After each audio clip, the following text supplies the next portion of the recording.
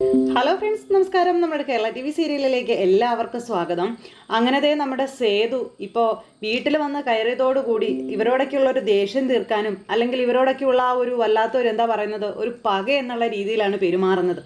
സേതുവിനോട് ആകെ ഇപ്പോൾ ആ വീട്ടിൽ കുറച്ചൊക്കെ ഇരുന്ന് കാണിക്കുന്നത് പൂർണ്ണിമയും അച്ചുവും മാത്രമേ ഉള്ളൂ. അങ്ങനെ അവർ രണ്ടുപേരും കുറച്ച് നയഞ്ഞ് നിൽക്കുമ്പോഴത്തേക്കും മറ്റു രണ്ട് സഹോദരിമാരാണെന്നുണ്ടെങ്കിൽ സേതുവിനെ കടിച്ചു കീറാൻ പാകത്തിനാണ് നിൽക്കുന്നത്. വീട്ടിലുള്ളിലെ ആ ഒരു പ്രശ്നങ്ങളും കാര്യങ്ങളും അതുപോലെ അച്ഛൻ്റെ കർമ്മങ്ങളും കാര്യങ്ങളും ഇതെല്ലാം കഴിഞ്ഞ് കോളേജിലേക്ക് വരുന്നുള്ളെന്നും പറഞ്ഞുകൊണ്ട് നമ്മുടെ ഗൗരി റൂമിലേക്ക് കിടക്കാനായിട്ട് ഓടി ചെല്ലുന്ന സമയത്ത് സേതു ആണെങ്കിൽ ഗൗരിയുടെ മുറിയിൽ കയറി നല്ല സുഖമായിട്ട് അങ്ങ് കിടന്നുറങ്ങുന്നു.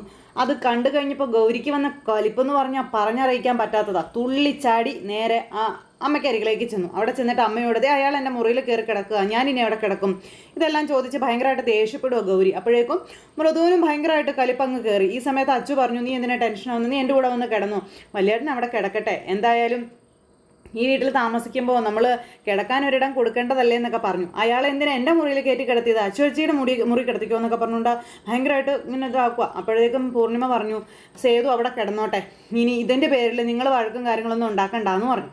അപ്പോൾ അങ്ങനെ അതും പറഞ്ഞ് നമ്മുടെ പൂർണ്ണിമ പറയുന്നതിനപ്പുറം മക്കൾക്കൊന്നും പ്രതികരിക്കാനോ പറയാനോ കഴിയാത്തത് കൊണ്ട് അങ്ങ് പോയി. അങ്ങനെ ആ ഒരു രാത്രി പേരും കൂടെ അവിടെ ഇരുന്ന് ഇങ്ങനെ സേതുവിനെ കുറ്റം പറഞ്ഞുകൊണ്ടേ ഇരിക്കുകയാണ്. അങ്ങനെ സേതു ആ വീട്ടിൽ എങ്ങനെയൊക്കെ ഇവരെ ഉപദ്രവിക്കാവോ അതെല്ലാം ചെയ്തുകൊണ്ടും ഇരിക്കുന്നു. അപ്പോൾ ആരോടും യാതൊരുവിധ സ്നേഹമോ കാര്യങ്ങളോ ഒന്നുമില്ലാതെ ഭയങ്കരമായിട്ട് കലിപ്പോടുകൂടി തന്നെയാണ് നമ്മുടെ സേതു അവിടെ നിൽക്കുന്നത്. അത് കഴിഞ്ഞതെല്ലാം കഴിഞ്ഞ് രാവിലെ ആയി കഴിഞ്ഞപ്പോൾ നമ്മുടെ സേതു എഴുന്നേറ്റ് വന്ന് കുളിയൊക്കെ കഴിഞ്ഞ് പല്ലൊക്കെ തേച്ച് ഇങ്ങനെ വന്നിരിക്കുമ്പോൾ ഡൈനിങ് ടേബിളിൽ ഭക്ഷണം ഇരിക്കുന്നു. സേതു എന്ത് ചെയ്തു, ആരെയും നോക്കിയില്ല, വന്നു ഇരിക്കുന്ന ഭക്ഷണം എടുത്ത് മുഴുവനോടെ കഴിച്ചു എന്ന് തന്നെ പറയാം. പാത്രത്തിലുള്ളത് അപ്പാടെ കമഴ്ത്തി ഇട്ടിട്ട് മുഴുവൻ കറിയൊക്കെ ഒഴിച്ച് വാരി വലിച്ചങ്ങ് കഴിച്ചു. അപ്പോൾ ബാക്കിയുള്ളവരെല്ലാവരും കഴിക്കാൻ വേണ്ടി വരുക. അപ്പോൾ വരുമ്പോൾ കാണുന്ന കാഴ്ചയെന്ന് പറഞ്ഞിട്ടുണ്ടെങ്കിൽ സേതു ഇതുള്ളത് മുഴുവൻ ഇങ്ങനെ വാരി വലിച്ച് ആസ്വദിച്ച് കഴിക്കുന്ന ഒരു രംഗമാണ്. ഇത് കണ്ടു കഴിഞ്ഞപ്പോഴത്തേക്ക് ഇവർക്ക് ഭയങ്കരമായിട്ട് ദേഷ്യം വന്നു. പാത്രത്തിൽ നോക്കിയപ്പോൾ ഒരിറ്റു സാധനം പോലും അതിനകത്ത് മിച്ചമില്ല, മുഴുവനും സേതു കഴിക്കുക. ഇത് കണ്ട് മൃദുവും അതുപോലെ തന്നെ നമ്മുടെ ഗൗരിയും കൂടെ ഭയങ്കര ദേഷ്യത്തിൽ നിൽക്കുമ്പോൾ അച്ചു അങ്ങോട്ടേക്ക് വന്നു. കണ്ടോ അച്ചു ചേച്ചി, അയാൾ കാണിച്ചത് കണ്ടോ എന്ന് ചോദിച്ച് ഭയങ്കരമായിട്ട് ദേഷ്യപ്പെടും കേട്ടോ. അപ്പോൾ ഇവർ അങ്ങോട്ടും ഇങ്ങോട്ടും മുറുമുറുപ്പ് പറയും, ഇനിയിപ്പോൾ നമ്മൾ എന്ത് കഴിക്കും, അതാണ് ഇങ്ങനെയാണ് ഈ നാശം, ഇയാളെ വീട്ടിൽ കയറ്റിയത് അബദ്ധമായി പോയെന്നൊക്കെ പറഞ്ഞ മൃദുവൊക്കെ ആണെങ്കിലും മൃദുവിന് ഭയങ്കര പകയാണല്ലോ സേതുവിനോട്. ആ ഒരു ഇതിലിങ്ങനെ സംസാരിക്കുമ്പോഴാണ് പൂർണ്ണിമ അങ്ങോട്ട് വരുന്നത്. എന്താ ഇവിടെ കാര്യം എന്ന് ചോദിച്ചു.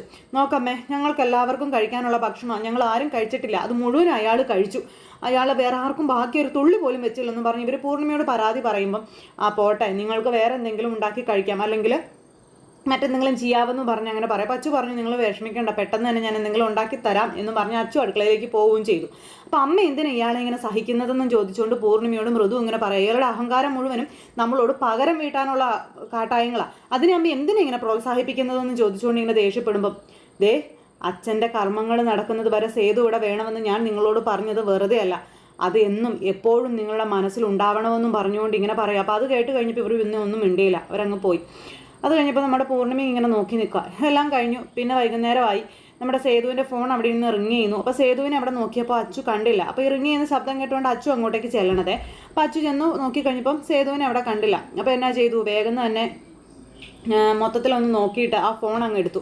അപ്പോൾ ഫോൺ എടുത്തപ്പോൾ അപ്പുറം സൈഡിൽ നിന്ന് ഹലോ സേതുവേട്ടാ എന്നും പറഞ്ഞ് ഇങ്ങനെ വിളിക്കുക. അപ്പോൾ അപ്പുറം സൈഡിൽ നിന്നൊരു പെണ്ണിൻ്റെ ശബ്ദം, സേതുവേട്ടൻ എവിടെയാ എന്നൊക്കെ ഇങ്ങനെ ചോദിച്ചു കേട്ടോ. അപ്പോൾ ഞാൻ സേതുവേട്ടനല്ല, സേതുവേട്ടൻ്റെ സഹോദരിയാണെന്ന് പറഞ്ഞു. പിന്നെ അവർ തമ്മിൽ വർത്താനമൊക്കെ പറഞ്ഞു, ഞാൻ അച്ചുവാ എന്നൊക്കെ പറഞ്ഞു കേട്ടോ.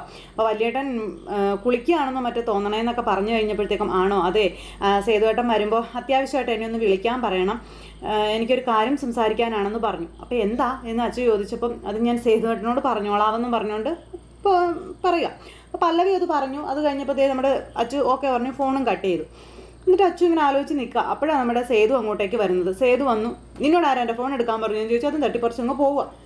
പെട്ടെന്ന് നമ്മുടെ അച്ചു ചോദിച്ചു, ഈ പല്ലവി ആരാണെന്ന്. അപ്പോൾ സേതു ഒന്ന് ഞെട്ടി. സേതു തിരിഞ്ഞു നോക്കിയിട്ട് അതാരാണെങ്കിൽ നിനക്കെന്നാണെന്ന് ചോദിച്ചു. അല്ല എനിക്കൊന്നുമില്ല, വരുമ്പോൾ വലിയണ്ണോടൊന്ന് തിരിച്ച് വിളിക്കാനായിട്ട് പറഞ്ഞു, അതുകൊണ്ടാണെന്ന് പറയുന്നത് കേട്ട് കഴിഞ്ഞപ്പോഴത്തേക്ക് നമ്മുടെ സേതു ഒന്നും മിണ്ടാതെ അങ്ങോട്ടേക്ക് പോയി. അപ്പുറം പോയി നിന്ന് ഫോണിൽ വിളിക്കുക. അപ്പോൾ അച്ചു ഈ സേതു എന്താ ചെയ്യുന്നതെന്ന് അറിയാൻ വേണ്ടിയിട്ട് ഇങ്ങനെ പാത്തും പതുങ്ങിയൊക്കെ ഇങ്ങനെ പോയി നിൽക്കുക കേട്ടോ. അപ്പോൾ അങ്ങനെ പോയി നിൽക്കുമ്പോൾ ഇവരുടെ ഫോൺ വിളിയും കാര്യങ്ങളും എല്ലാം കാണുകയും കേൾക്കുകയൊക്കെ ചെയ്യാലോ. അപ്പോൾ ഈ പല്ലവി ആരാണെന്ന് അറിയുകയും ചെയ്യാലോ. അതാണ് നമ്മുടെ അച്ചുവിൻ്റെ ലക്ഷ്യം. അച്ചു വന്നിട്ട് ഇങ്ങനെ പോയി നിൽക്കുന്നു. സേതു അന്നേരം പല്ലവിയായിട്ട് വിളിച്ചു. ഹലോ പല്ലവി, താൻ എന്തിനാ വിളിച്ചതെന്ന് ചോദിച്ചു. സേതുവേട്ടൻ ഇതാ എവിടെ പോയതായിരുന്നു, ആരാ ഞാൻ വിളിച്ചപ്പോൾ ഫോൺ എടുത്തതെന്നൊക്കെ ഇങ്ങനെ ചോദിച്ചു. അന്നേരം അച്ചു ആണെന്നുള്ള കാര്യമൊക്കെ പറഞ്ഞു. പിന്നെ അത് എന്താ താൻ വിളിച്ചതെന്ന് ചോദിച്ചു. അന്നേരം എനിക്ക് നാളെ ഒരിടം വരെ പോകാനുണ്ട്, നാളെ സേതുവായിട്ട് എന്തെങ്കിലും തിരക്കോ കാര്യങ്ങളോ ഉണ്ടോ എന്ന് ചോദിച്ചു. അപ്പോൾ പ്രത്യേകിച്ച് തിരക്കോ കാര്യങ്ങളൊന്നും ഇല്ല, എങ്കിലേ ഒരിടം വരെ എൻ്റെ കൂടെ വരാമോ എന്ന് ചോദിച്ചപ്പം എങ്ങോട്ടാണെന്ന് സേതു ചോദിക്കാം. അത് ഞാൻ ഇപ്പോൾ പറയില്ല, നാളെ പറയാം. എൻ്റെ കൂടെ ഒന്ന് വരുമോ? തനിയെ പോകാനൊരു മടിയായിട്ടാ, സേതുവേട്ടൻ കൂടെ ഉണ്ടെങ്കിൽ ഒരു ധൈര്യമായിരുന്നു, അതുകൊണ്ടാണെന്നൊക്കെ ഇങ്ങനെ പറയും. അപ്പോൾ അത് കേട്ട് കഴിഞ്ഞപ്പോൾ ശരി വരാം എന്ന് സേതു സമ്മതിക്കുകയും ചെയ്തു. പിന്നെ അന്നത്തെ പോലെ തന്നെ എന്തെങ്കിലും കുഴപ്പത്തിൽ കൊണ്ട് ചാടിക്കാനാണോ എന്നൊക്കെ സേതു ചോദിക്കുമ്പോഴത്തേക്കും നമ്മുടെ പല്ലവി അതിനുള്ള മറുപടിയും കൊടുത്ത് ഇവർ ചിരിയും കളിയും തമാശകളും ഒക്കെ ആയിട്ട് ഇങ്ങനെ ഒരുപാട് സംസാരിക്കുന്നു. അപ്പോൾ നമ്മുടെ അച്ചു ഇങ്ങനെ വാതിലിൻ്റെ പുറകിൽ വന്ന് ഒളിഞ്ഞു നോക്കുക. അപ്പോൾ ഒളിഞ്ഞു നോക്കിക്കഴിഞ്ഞപ്പോൾ എന്താ, ഇവർ വളരെ കാര്യമായിട്ട് സംസാരിക്കുന്നു. അങ്ങനെ വഴിക്ക് വരട്ടെ, അപ്പോൾ ഈ വിളിക്കുന്നത് ഗേൾ ഫ്രണ്ട് തന്നെയാണ്, അല്ലെങ്കിൽ പിന്നെ ഇങ്ങനെയൊക്കെ സന്തോഷമായിട്ട് സംസാരിക്കുമോ, അതാ എന്നോട് പറയാനൊരു മടി. അപ്പോൾ സേതുവേട്ടനും ഗേൾ ഫ്രണ്ട്സൊക്കെ ഉണ്ടല്ലേ എന്ന് പറഞ്ഞുകൊണ്ട് ഇങ്ങനെ നമ്മുടെ അച്ചു ഇങ്ങനെ അവിടെ സ്വയം നിന്ന് പറയുന്നു.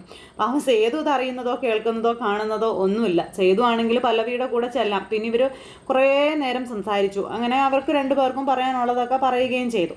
എന്തായാലും നമ്മുടെ പല്ലവിയും സേതുവും വളരെ ഹാപ്പിയായി. ഫോൺ വെച്ച് കഴിഞ്ഞിട്ട് സേതു ഇങ്ങനെ ഒരു ചിരിയൊക്കെ ചിരിച്ചിങ്ങനെ അകത്തേക്ക് കയറി ചെല്ലുന്നു. അപ്പോഴത്തേക്കും അച്ചു അവിടെ നിന്ന് ഒരു ഒറ്റ ഓട്ടം വെച്ച് കൊടുത്തു. അതുപോലെ തന്നെ പല്ലവിയും അവിടെ ഇരുന്ന് ഇങ്ങനെ ആലോചിച്ചുകൊണ്ടിരിക്കുക. അപ്പോഴത്തേക്കും പല്ലവിയുടെ അനിയത്തി വന്നു.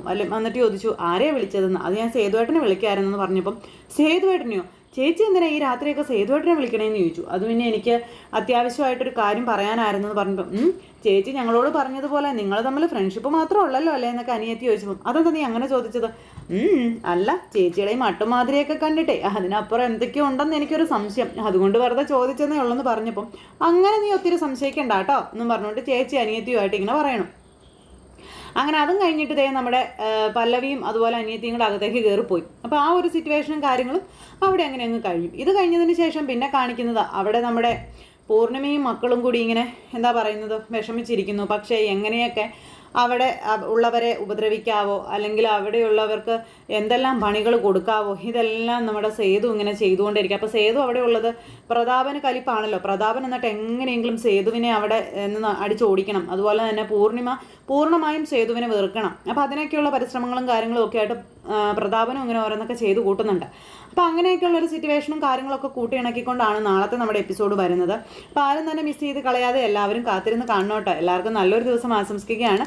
എല്ലാവരുടെയും സപ്പോർട്ടിനും സ്നേഹത്തിനും ഒത്തിരി നന്ദി ഹൃദയത്തിൻ്റെ ഭാഷയിൽ അറിയിക്കുന്നു. അടുത്ത സൂപ്പർ ഹിറ്റ് കഥയുമായി കാണുന്നത് വരെ എല്ലാവർക്കും നന്ദി. See again, take care, bye bye. പിന്നെ നമ്മുടെ പുതിയ വീഡിയോസ് എത്രത്തോളം എല്ലാവർക്കും ഇഷ്ടമാകുന്നുണ്ട് എന്നറിയില്ല. എന്തായാലും നമ്മുടെ വീഡിയോസിനെ കുറിച്ചും അതുപോലെ നമ്മുടെ കഥയെക്കുറിച്ചൊക്കെ എല്ലാവരും ഒന്ന് കമൻറ്റ് ബോക്സിൽ കമൻറ്റായിട്ട് അറിയിക്കുകയും നിങ്ങളുടെ സപ്പോർട്ടും പൂർണ്ണമായും പ്രതീക്ഷിക്കുകയും ചെയ്യാം കേട്ടോ. അപ്പോൾ സൂപ്പർ ഹിറ്റ് കഥകളുമായി കാണാം. എല്ലാവർക്കും tata, see again, bye bye, good night.